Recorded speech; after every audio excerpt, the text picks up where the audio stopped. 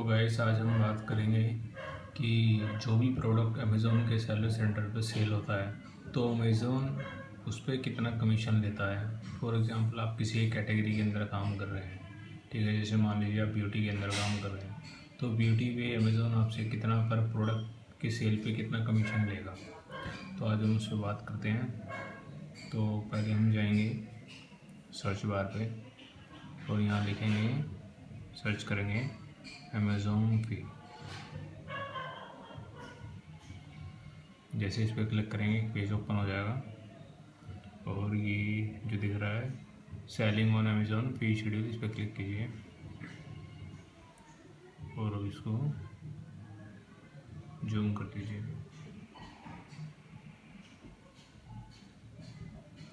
तो जैसे ही आप इसको क्लिक करेंगे तो ये देखिए selling on Amazon fee schedule, मतलब कि अमेज़ोन पर प्रोडक्ट पे कितना कमीशन लेता है आपको यहाँ के सब पता चल जाएगा। और इसमें लिखा हुआ है, सिंपली लिखा हुआ है इन्होंने कि Amazon has a simple and transparent fee structure for seller with no hidden charge. So sell on Amazon you pay referral fee and closing fee, मतलब कि आप पे जो भी अमेज़ोन फ़ी लेता है उसको दो पार्ट में लेता है, एक लेता है रिपल फी में, एक क्लोजिंग फीस में। And they are no separate listing fees, और कोई भी सेपरेट लिस्टिंग फीस कुछ नहीं लेता। Payment collection fee and subscription fee, ये इनमें से ये कुछ भी नहीं लेता। सो अब डिटेल में हम बात करते हैं रिफल फ़ी क्या है। रिफल fees, seller pay referral fee on each item. For all product a percentage of the total sale price that is paid by the buyer including the item price and shipping or gift wrap charge by the seller। देखिए आपका कोई भी product है, मान लीजिए 200 रुपये का आपका कोई प्रोडक्ट है और उस पर आपने 50 रुपये की शिपिंग ली है, तो टोटल जो अमेज़ोन आपसे कमीशन लेगा वो 250 रुपये भी लेगा। ठीक है, तो ये ना सोचें कि हमारा तो 200 रुपये का प्रोडक्ट था, हमने तो 200 का सेल किया है और फॉर एग्जांपल उस पर मान लीजिए 4% कमीशन है तो अमेज़ोन को तुमसे 8 रुपये लेने चाहिए थे। नहीं, ऐसा नहीं है, वो आपकी शिपिंग पे भी कमीशन लेता है। ठीक है, तो यहाँ पे इन्होंने फिर नीचे स्लैब दिए हुए हैं कि अगर आप मीडिया कैटेगरी के अंदर काम करते हो तो जैसे मान लीजिए बुक्स है तो 2% फॉर आइटम बिलो या 250 तक इक्वल, मतलब कि या तो प्रोडक्ट आपका 200-250 रुपये का होना चाहिए या 250 से कम का होना चाहिए, तो ये लेगा आपसे 2% रिफल फीस। ठीक है, और यहीं इससे नीचे देख रहा 4% for item price 250 and 500, means अगर आपका प्रोडक्ट 250 रुपये का है और 500 रुपये तक के बीच का कोई भी अमाउंट हुआ, 250 से 500 के बीच का, तो ये आपसे 4% चार्ज करेगा। और ऐसे ही इन्होंने नीचे दिया हुआ है 9% फॉर आइटम प्राइस, अगर 500 से लेके 1000 तक के बीच का अमाउंट है तो ये आपसे 9% चार्ज करेगा रिफल फीस। तो इसी तरीके से इन्होंने नीचे दिया हुआ है, जैसे मूवीज़ का है 6.5%, म्यूज़िक का 6.5%, वीडियो गेम का 7%। ऐसे इन्होंने दिया हुआ है, आप अपनी कैटेगरी के हिसाब से देख सकते हैं। ठीक है, जैसे मान लीजिए ब्यूटी का है, ब्यूटी प्रोडक्ट पे 4.5% ले रहा है ये। हेल्थ एंड पर्सनल केयर के प्रोडक्ट होंगे उन पे 11% ले रहा है। ठीक है, और तो आप इसमें आप अपनी कैटेगरी वाइज देख लीजिए आप कौन सी कैटेगरी में डीलिंग करते हैं। सिंपल सी बात है, इन्होंने साफ फ्लैट बस क्लियरली बताया हुआ है कि भाई रिफिल भी अगर आपके प्रोडक्ट की ये प्राइस है तो इतने % उस पर ये लगेगा।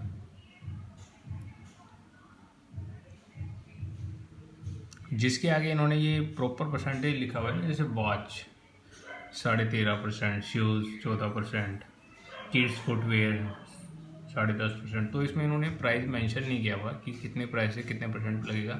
आपका शूज़ कितने का भी हो, मान लीजिए आपका शूज़ लेते हैं, शायद आपका शूज़ 100 रुपये का हो या 1000 रुपये का हो, ये इस पर जो कमीशन लेगा ये 14% लेगा रिफल फी। ठीक है, इसी तरीके से आप अपने मतलब कि देख सकते हैं कौन सी कैटेगरी में आप डीलिंग कर रहे हैं। तो अब हम आ जाते हैं सीधा नीचे की तरफ, क्लोजिंग फीस की तरफ। तो ये आ गए हम क्लोजिंग फीस की वजह। जैसे मैंने ऊपर आपको बताया था कि अमेज़ॉन जो कमीशन लेता है अपना वो दो पार्ट में लेता है, एक लेता है रिफल फीस में और एक क्लोजिंग फीस में। क्लोजिंग फीस, रिफल फीस का हमने पढ़ लिया है कि प्रोडक्ट की जो वैल्यू होगी उस पर अगर जो भी % इन्होंने अपने स्लैब में दिया हुआ है उतना वो चार्ज करेगा। अब बात आती है क्लोजिंग फीस की। क्लोजिंग फीस क्या है? देखिए ये आपकी प्रोडक्ट की वैल्यू के ऊपर डिपेंड करती है। जैसे इन्होंने बताया हुआ है, यू पे a fix closing fees bond based on the item price that is paid by the buyer, included any shipping or referrals charged by the seller. The fixed closing fees to be paid is a calculator below. देखिए इसका जो system है इन्होंने ऐसे decide किया हुआ है कि मान लीजिए आपका जो प्रोडक्ट है वो 0 से 250 की रेंज का है, तो ये जो आपसे इजी शिप की कैटेगरी के अंदर आप काम करते हैं तो ये आपसे 5 रुपीज़ लेता है closing fees. And easy ship prime के अंदर आप काम करते हैं तो 8 रुपये लेगा आपसे। सेल्फ शिप के अंदर काम करेंगे तो 6 रुपये लेगा।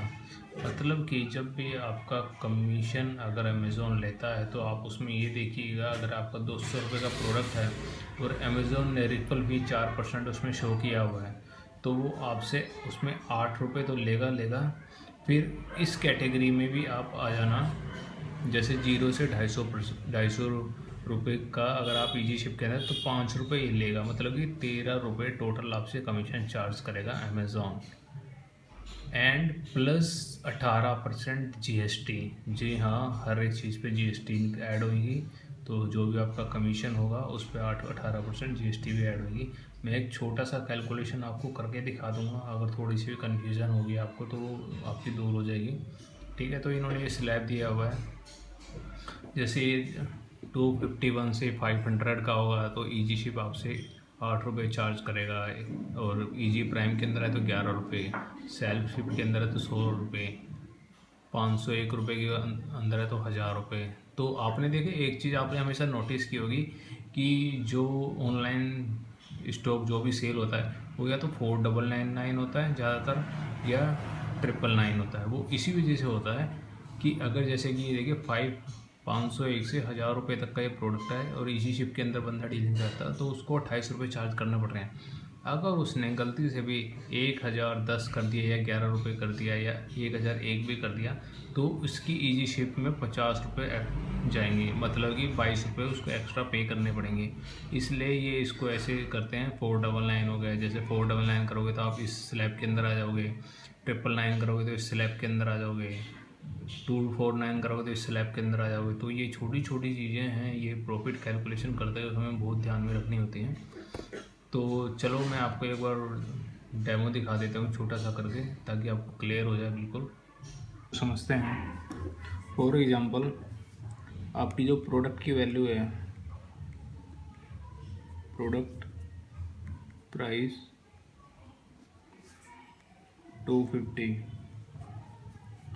और आपने जो कमीशन लिया है बायर से शिपिंग वो 50 रुपीज़ ली है, तो टोटल जो वैल्यू होगी 300 रुपीज़ पे करेगा बायर आपको ऑर्डर शेड्यूल करते समय। तो अमेज़ॉन इस पे आपसे कितना कमीशन लेगा। ठीक है, पहले हम बात करते हैं रिफर फील की फीस की। फॉर एग्जांपल अमेज़ॉन ने अपने जो स्लैब में है वो 4% शो कर रखा है कि भाई मैं आपसे इस प्रोडक्ट पे, जो भी आपका प्रोडक्ट है जिस कैटेगरी में आता है उसमें 4% इन्होंने शो किया हुआ है। ठीक है, तो अगर इसके हिसाब से देखा जाए 300 इंटू में 4%, तो ये आपसे 12 रुपीज़ चार्ज करना चाहिए, चार्ज रिफल फी। ठीक है, ये फर्स्ट पॉइंट हमारा। अब बात आती है सेकंड पॉइंट की। तो सेकंड पॉइंट में अगर हम इसके क्लोजिंग फीस की बात करें कि अमेज़ॉन जो है वो 300 रुपये का प्रोडक्ट, आपका प्रोडक्ट कितने का है, 300 रुपये तक का अगर आपका प्रोडक्ट होता है तो उस पर अमेज़ॉन क्लोजिंग फ़ीस जो है वो कितना चार्ज करता है। तो अगर हमने देखा था कि आपका जो क्लोजिंग फीस का जो स्ट्रक्चर है वो 250 से 500 के बीच का स्लैब है। ठीक है, तो इस पे इजी शिप के हिसाब से हम कैलकुलेट करेंगे तो ये इस पे 8 रुपये ले रहा है। 251 से 500 का अगर आपका प्रोडक्ट है और आप इजी शिप के अंदर काम कर रहे हैं तो वो आपसे 8 रुपीज़ एक्स्ट्रा लेता है। तो आपका जो प्रोडक्ट की वैल्यू है, जो आपकी क्लोजिंग फीस में वैल्यू देखी जाएगी वो ये वाली देखी जाएगी, 250 रुपये नहीं, 50 रुपये भी आपके इसके अंदर काउंट होंगे, तो 300 की कैटेगरी में आप आते हो, ठीक है। तो इस पे जो क्लोजिंग फ़ीस है आप इसकी स्लैब में जा के देख सकते हो, 251 से 2500 तक आपकी रिफल फीस है 8 रुपीज़। तो टोटल हो गया 20 रुपीज़ कमीशन, ठीक है, प्लस 18% GST। तो मीन्स अगर आप इसको कैलकुलेट करते हो 1836, तो ये हो गया आपका 23.6 रुपीज़। तो मीन्स अगर आप कैलकुलेट करोगे तो अब देखना कि जो एग्जैक्ट आपके अकाउंट में से डिडक्ट होएगा प्रोडक्ट का कमीशन, वो 23.6 रुपीज़ होएगा गाइस, ठीक है। तो ये कैलकुलेशन मत करना कि भाई 250 का प्रोडक्ट था, अमेज़ोन ने बोला है 4% मैं आपसे लूँगा, तो उसे 10 रुपये डिडक्ट करने चाहिए थे, उसने 23 रुपये क्यों करे, 13 रुपये एक्स्ट्रा करे। नहीं, इसमें रिफल फीस और क्लोजिंग फ़ीस भी ऐड, क्लोजिंग फ़ीस और शिपिंग भी ऐड होगी। तो टोटल जो वैल्यू डिडक्ट होगी वो ये होगी। देखिए, जब भी आप बिज़नेस स्टार्ट करते हैं तो प्रॉफिट कैलकुलेशन सबसे पहले होना चाहिए, क्योंकि हम क्या करते हैं, काम तो शुरू कर देते हैं और फिर हम सोचते हैं कि यार चलो काम तो बढ़िया चल रहा, प्रॉफिट आ ही रहा होगा, बट ऐसा नहीं है। कैलकुलेशन बहुत मस्ट है, तो इस पर फोकस कीजिए और सबसे पहले इसी पे ध्यान दीजिए। तो आई होप आपको समझ में आ गया होगा कि जो कमीशन है हमें वो कैसे कैलकुलेट करना है।